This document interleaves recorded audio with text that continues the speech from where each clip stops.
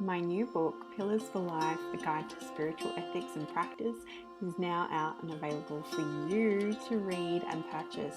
You can check out our website, willowhealing.org, to find a link, or you can find it on Amazon. We look forward to getting your feedback, and if you love it, please leave a review and share with your friends. Now it's time for the show. Welcome to Willow Healing Matters, the podcast.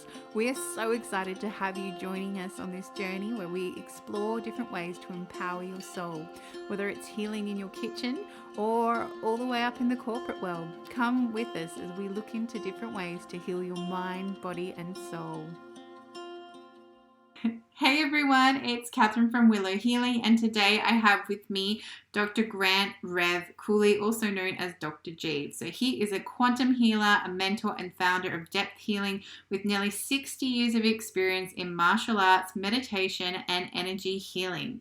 Holding a PhD in Integrative Medicine, he specializes in Morphic Field Physics, a revolutionary approach that clears subconscious programming, removes karmic debt, and unlocks deep transformation at a core level.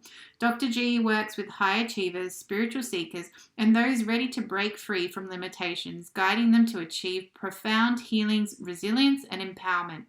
His mission is to help people reclaim their personal power and to live in alignment with their highest potential. So a big welcome to the show, Dr. G. Thank you so much. I'm happy to be here. And I'm really excited to unpack this. So how did your journey evolve to end up being working with the Morphic Field Physics? Mm-hmm. Yeah, that's the story of my life. Yeah. I was born. I was born specifically for my work.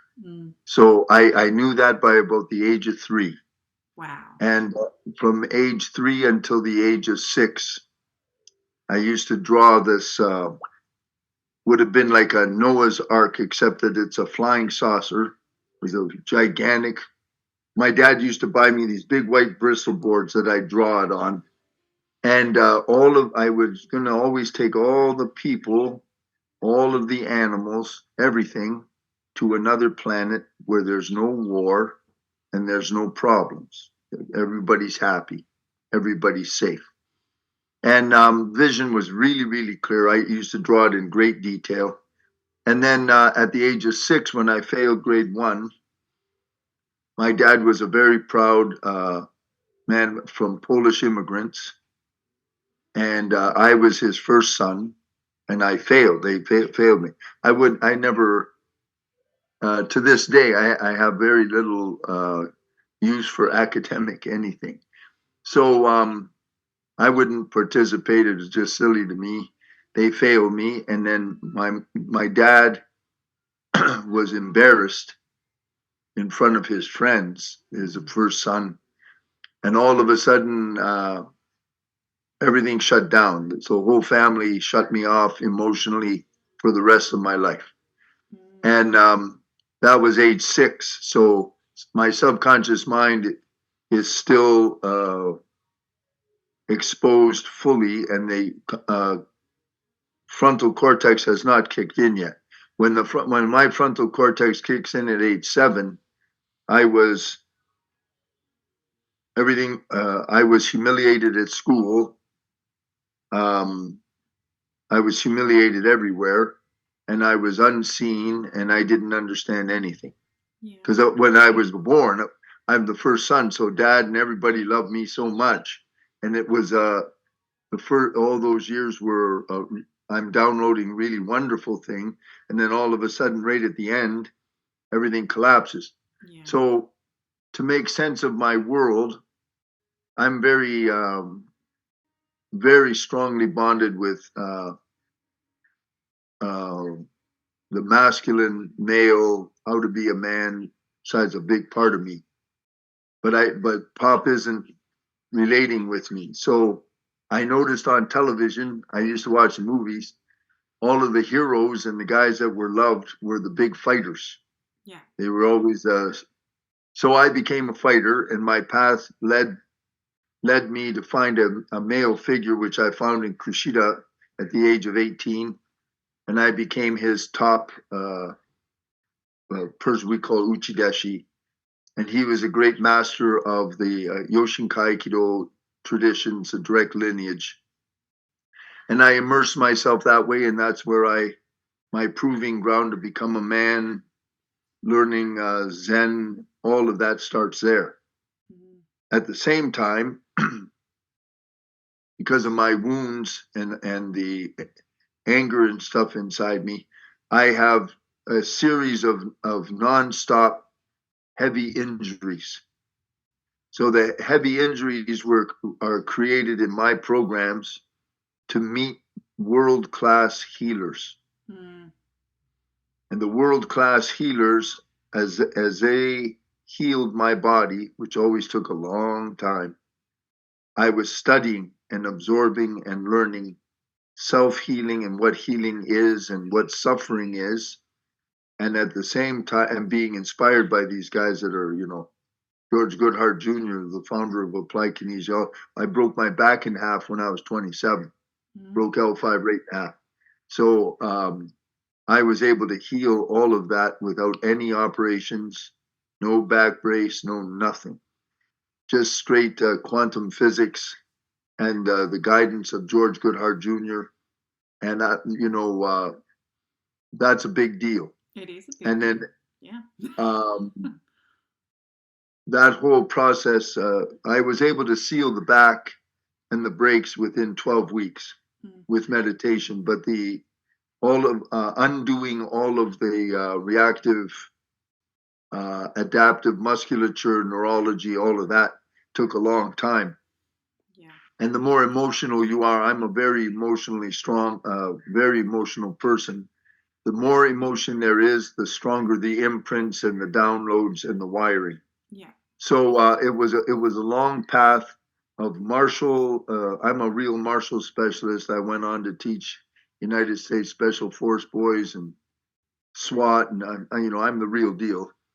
I carry 3 full samurai lineages on my shoulders, and train over 46 years, over 50,000 hours in Aikido alone, and then another 26 years of Japanese sword on top of that. But during that time, I'm always becoming a type of a healer, was always involved in healing. I was also given authority in Islamic tasawwuf because I served the Mufti of Cyprus for 4 years in the 1990s. And I learned that kind of spiritual healing. So there's this dual path. Mm. And then at one point, at exactly January 2000, the big dojo that I had established in California was shut down by force. The landlord died. Mm-hmm. His son overruled the lease, and I lost everything. Within 2 weeks, I was homeless. Wow. And at that time, that shocked me so heavily. I lost my path, my way for the first time. I lost my connection to the divine for at least 20 years. Mm. And then once we were able to successfully sue that guy, I got the money from that lawsuit and decided to become a doctor. So I'm in my 40s, late 40s, something like that. I went back and entered chiropractic college. Yeah. And then I really got mad because the colleges have been completely overtaken by the pharmaceutical industry. Mm-hmm.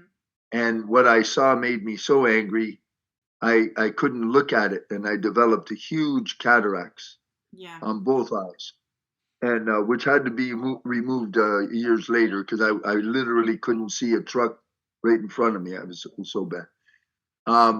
If you understand epigenetics. I sure do. Well, the epigenetics, I handled my eyes. And then I developed breast cancer by 2014 because I was so full of anger.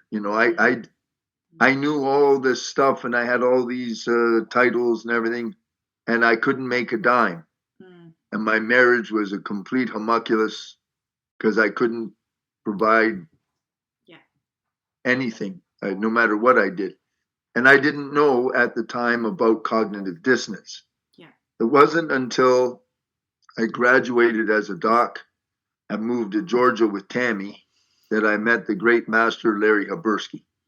And Larry, I studied apprentice under him for 8 years. And he's the one who cleared my cognitive dissonance about wealth and money. And then he taught me the quantum field and the frequencies, all of that. Yeah. See, all of my education is from apprenticeships. Yeah. The academic education, as far as I'm concerned, you can throw it in the garbage. It's just nonsense. Just nonsense. Well, it's so funny. That's my opinion. Yeah, well, it's funny you say that, Dr. G, because I do coaching with people, right? But my coaching's evolved from working with healing, and I work with epigenetics too, right? Like spiritually.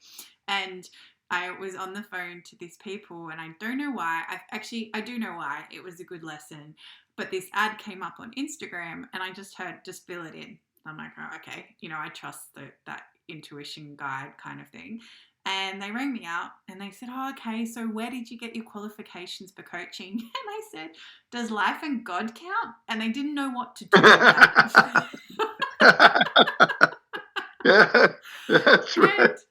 And anyway. What did they say? They didn't know what to say. And so then I went, look, I'll be really honest. I don't feel we're going to be a good fit for each other. So, because they just couldn't get away from, that you had to have a title and you had to have a certificate and that sort of thing. And I feel, a lot of people I've met through this, especially, like it's their life journeys that have shaped them into who they are. And, Absolutely. like you said, you obviously went through all those traumas and those incidents with your body because you had to learn how to heal them at such a high level way so that you could step into your genius, right? And finally come to the point of meeting this quantum healer. And I imagine it would have been like coming home, right?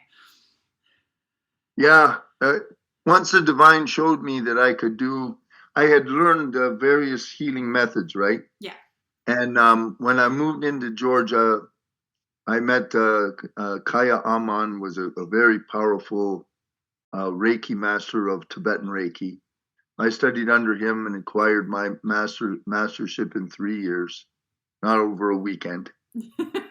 And I was introduced to Shrama Bhagavan, the 81,000 Diksha Yagna group that I belong with. That's where my primary empowerments come from. I have empowerments via Kaya through Padma Sambhava, who is my for the destructive interference waves. That is my power source. There, it's from Tibet. The constructive interference waves, where I build people up, that is through India. And of course, when I used to need Reiki, I had my empowerments through Japan. Yeah. And you were talking, like, when you said about the titles, if I could have only had enough brains to see, I did that. The doctor's thing cost so much money and so much stress, and all the information was sheer garbage, just nonsense. And then if I would have known, I have those diplomas, right? And you know where they are, right? They're in a little plastic tube somewhere in the garage. Nobody knows or gives a damn about them. I could, in the world today, you can just say, I have an MBA from Stanford and a PhD from Harvard, and everyone will just go, "Oh, that's nice," that. Yeah. Nobody. It's just so silly. It was a real waste of time and money. Except, the challenge of getting through all that stuff made me strong. Yeah. Yeah. Because I had to do it. I had to. Once I start something, I'm real stubborn. So I got to make it. You know what I mean? I love that because it's I'm finishing up a book at the moment. Hopefully by the time this episode comes out, it'll be published. But it's about spiritual ethics, and one of the things that came up and one of the pillars is that you don't have to go get another title or another set of initials after your name to prove who you are, because that was like a big thing. Like, we're being so conditioned to put ourselves in boxes, to have these labels and these titles, where in the end it's when you follow your intuition. So it doesn't mean not to do those. So if you feel intuitive pulled like you did to go study Reiki under the Tibetan master because it was just a deep pull, right? It wasn't, I want to say I'm a Reiki master. It's like, no, I really want to learn this, and it feels Yeah, like that yeah. yes, that's well said. Yeah. And so, Yeah. for me, like, I went and did a herbalism degree because I kept getting all these intuitive hits when I was working with people to give them herbs.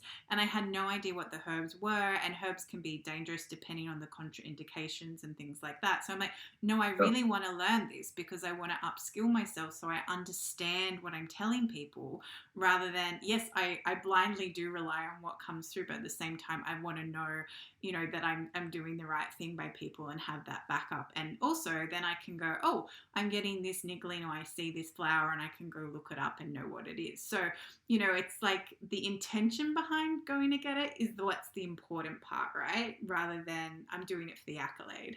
I like the way you say that. I've never, that's the first time anyone's ever said that to me. And that's true. I never in my life planned to have titles or something in order to have a package. Basically, what you said there, um, it was, when was it? About, I moved to Thailand 2015. Yeah. I've been studying about, I think, at least 54 years. All of my, everything I've ever done is always service. I'm only born for service. So when I was a martial artist too, I served the craft. I wasn't a guy that was getting trophies or running around. And I was a real, samurai means sabro. It comes from the word sabro, means to serve. Mm. And the best way to think of my martial career be if you picture like a Zen monk.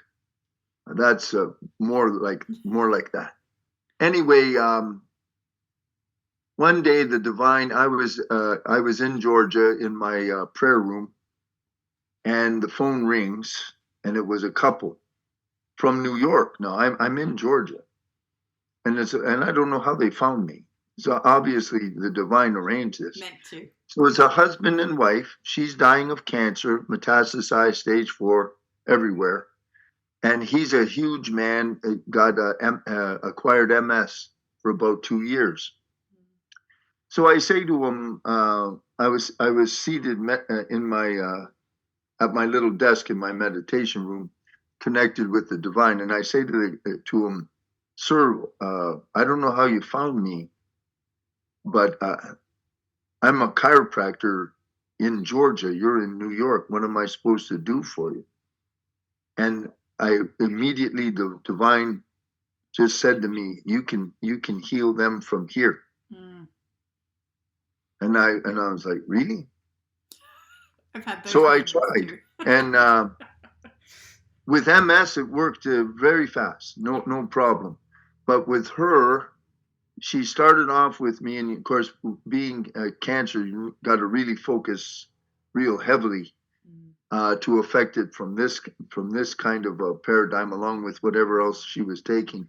But the oncologist convinced her I was a quack, so she stopped, and she died within 1 month. I mean, she was gone.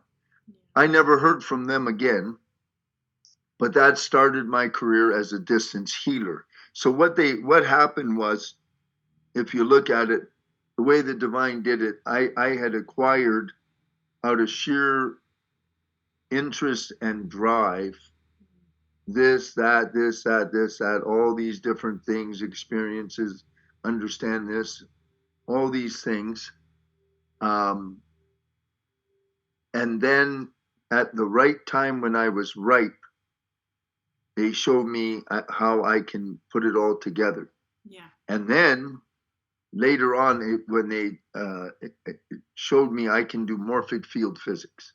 So what that means is almost any size collective up into about, say, 20,000 people, I can clear cognitive dissonance for the entire group at one time. Amazing. And that goes back to the big collective flying saucer helping or heal collectives. I can do the same for a forest of trees or a pond or everything living in there, anything like that. Because it's alive. Yeah. So it's exactly the same. Yeah. But that's my big hitter. So far, I've had the opportunity to work with a couple of teams and with like boardroom of executives. They need to be all on the same page. I remove the dissonance, or I work with a family that has some kind of real abusive toxicity and a lot of pain in it. And I can take the whole family and clear them at the same time so that it all synergistically comes together. But I'm waiting for the opportunity to work with some real big, large scale collective. What I've initiated for that as a service, every month I do my full moon seva. And see, at the day of the Muhurta on January 15th, 2024, the divine brought me 18,000 people. Wow. 18,000. And we were only set for like a maximum of 500. And the night before, I was talking to a lovely lady named Zorina. Zorina, I think, is in Switzerland. And she's a podcaster. She says, you better boost that thing up to 1,000.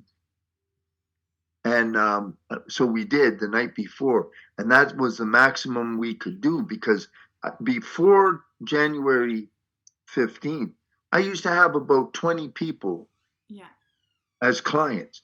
And all of a sudden, 18,000. So that they were all called. And we were in complete shock, right? Yeah. So the people are there, and my karmic family is there. And what I want to do is somehow I appeal to the divine, is attract them in and do my work. I love that, and I just saw you doing all that. It was magical. Like it was just. Yeah, it blows my mind, to tell you the truth. That nowadays I channel, Yeah. I turn over the session, because the clients that come to me these days, some of them have issues that I wouldn't have a clue what to do. And the divine just leads me right through it, and we the clinical results are there, I work very similarly, and I just kind of hold the space and trust whatever comes through. And I never know what's going to come through. And even when you were saying, when that couple rang up and then the divine said, no, you can do that. That happened for me. So I was I'm still writing it, this book on tree healing and connecting with trees to heal. And, yes. And, that's lovely. And so what I was getting to, like, it evolved. So the first part of the book is about that. But the second part, I have people send me in photos of trees. But what I didn't know was that I could actually do that. So it was a friend of mine posted this photo, and it was like this beautiful forest. I said, oh, those trees have a story. And she's like, tell me. And I was like, can I do that? And then I heard, yes, you can. And then the story just came through. So then it involved. So now my project is to go.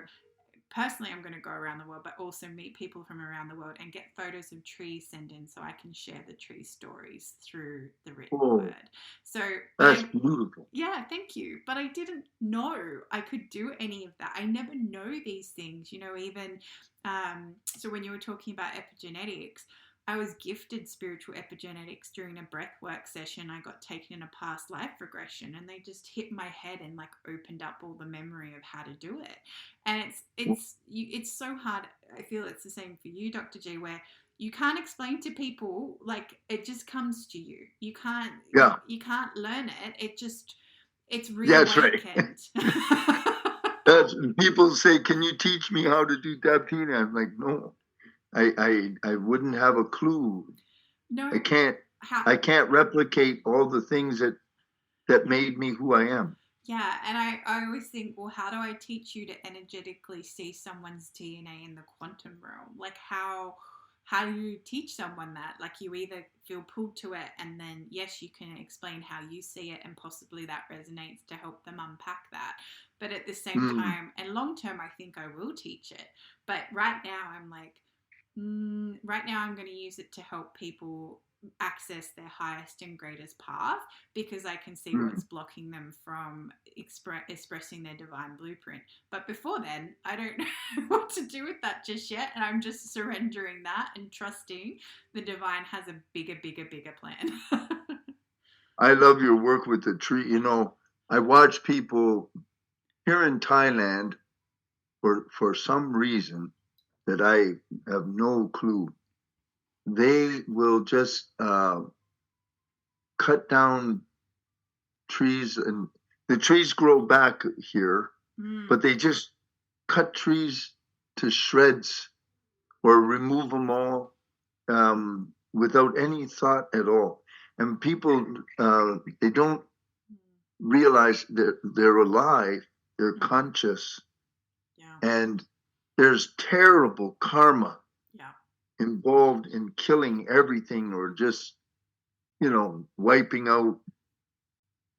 I all my life, I'm connected with you. But all my life, everything, and ironically, I never studied trees, but everything for me is trees. Mm. And if there isn't trees, big tree, lovely trees, I have no interest. That's why I moved from Texas to Georgia because I love Dallas, Yeah. where I met Tammy, but they didn't have the trees that I wanted. And I moved to Georgia. And of course, when I lived in California, they had the redwoods. Yeah, beautiful. They're so beautiful. Yeah.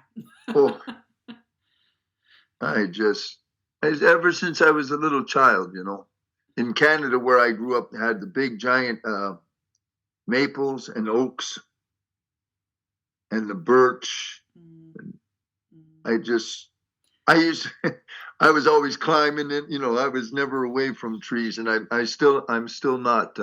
When I go somewhere, that's the number one thing I relate with, and that I see. Well, we have the big eucalypts, the gum trees, and where I live now currently, we are surrounded by them. And I've done so much work with the land here that I've actually finished my contract.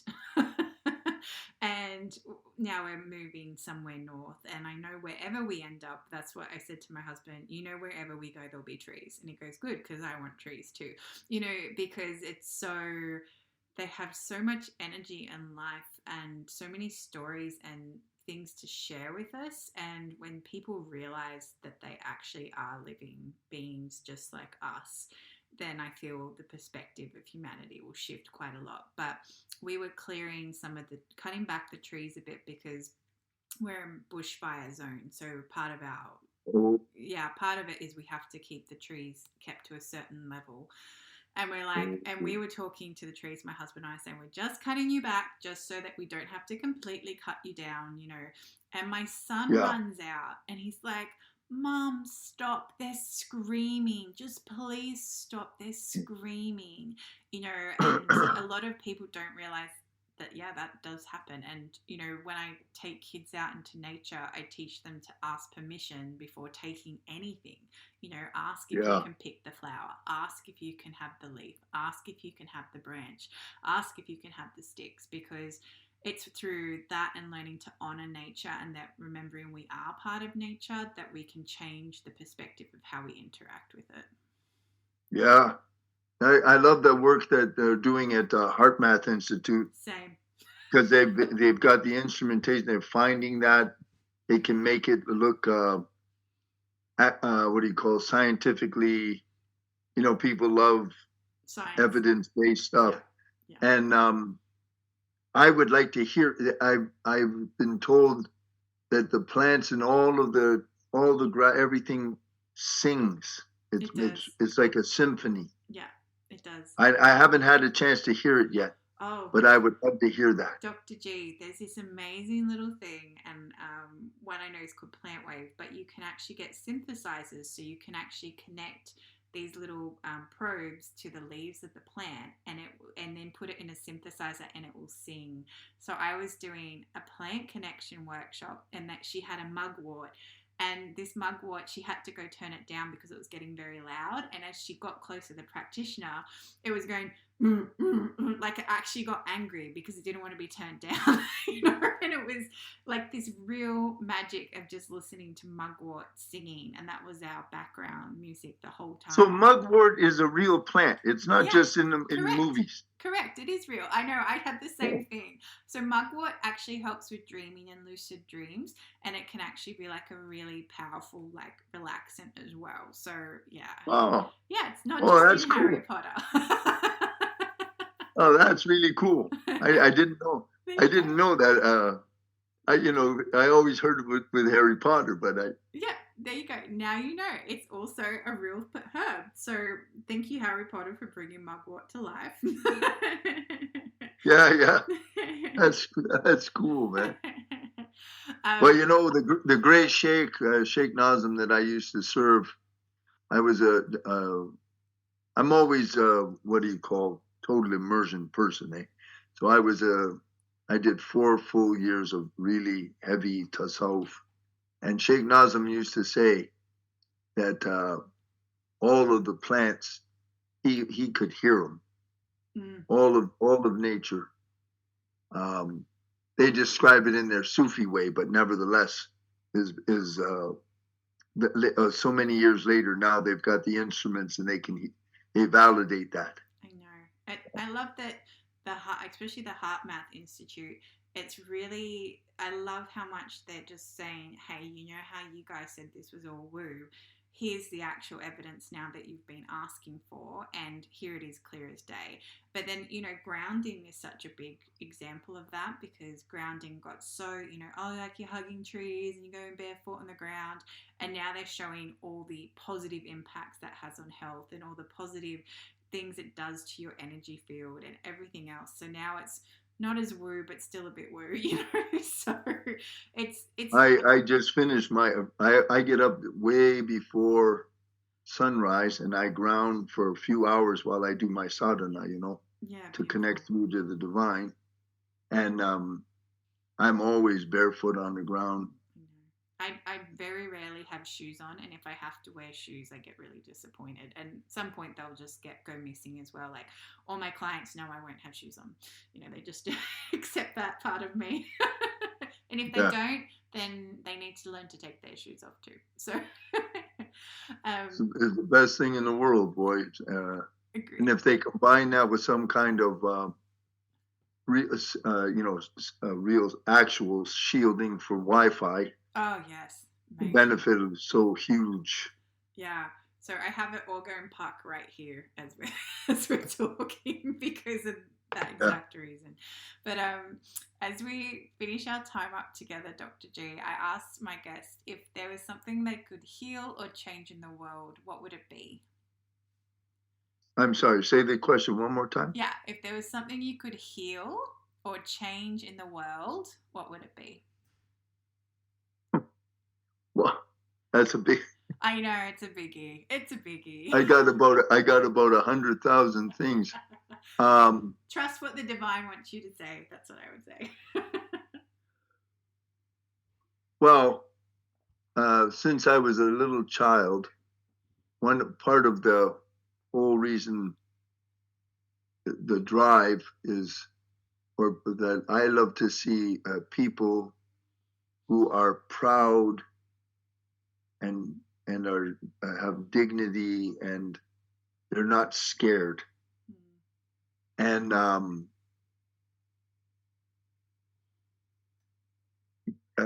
it makes me emotional for some reason. What I would like to heal is if I could stop somehow, just like I know how to deprogram all of the negative stuff that's in the person's subconscious. The way they've got the world designed, they're programming everybody, so the majority, to be divided, weak, scared, dependent. If I could stop that somehow, and that's why I'm part of the 81,000, because that's the mission of the 81,000. So Morphic Field formed the work of Sri Alma Bhagavan, and what it does is it specifically only deals with consciousness. And what they do is alter the brain so that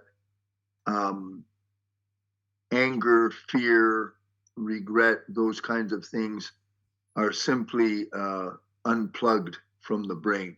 Brain can't produce that anymore. Myself, I'm the living example. Like my inner dialogue has not is still there, but my inner dialogue has been completely transformed. Yeah. So my inner dialogue for 30 years, 40 years. I'm 67, so maybe even 60 years, was a very angry and very ugly inner dialogue. It's all gone. Yeah. All of those triggers are gone. They're just gone. And that's the divine changing the human brain such that compassion, love, causeless happiness, causeless joy, and so forth, Ananda. That's the state. So what I would try to heal is they wouldn't be able to brainwash and terrify and manipulate people. I don't like to see people manipulated. Yeah. Drop the fear narrative. Yeah, I get it. I 100% get it. And if people want to come and find you, Dr. G, where can they find you? Yeah, you just go to depthhealing.org. That's my website. And get a hold of me and I'll take care of you. And the other thing is I am accepting apprentices or students now. I'm looking for 5 specifically. And I want serious people who really want to learn. What they want to learn, it doesn't matter to me. If I've been around a long time, if I don't know the subject matter that they want to learn, I'll tell you. But otherwise, I probably can give you a hand because I work at the foundational consciousness level. And the other thing you can do is go on Depth Healing YouTube. And I've got lots of videos there. You might find that really interesting. And like I say, you get a hold of me, I'll take care of you. Beautiful. Well, thank you so much for sharing your journey and how you've come to be how you are and all the work you're still doing for humanity. So thank you so much, Dr. G, for sharing your time. I really love meeting you, honey. I think you're just wonderful. Thank you. And God bless all your work. That's you. a really special work. Thank you. Appreciate that. I don't usually get gushy, but thank you. That's really beautiful, sweetheart. I can tell, I can feel you, who you are. It's beautiful. Thank you. I appreciate that. Thank you, Dr. G. Thank you for listening to Willow Healing Matters, the podcast. We have so much love and gratitude that you have taken the time out of your day to empower you on your healing journey. The views shared by the person being interviewed might not necessarily reflect that of the host and should be used at your own discernment. Trust what resonates for you and follow your heart and soul guidance. If you have any underlying medical conditions or mental health issues, please consult with your healthcare provider before pursuing any of the recommendations.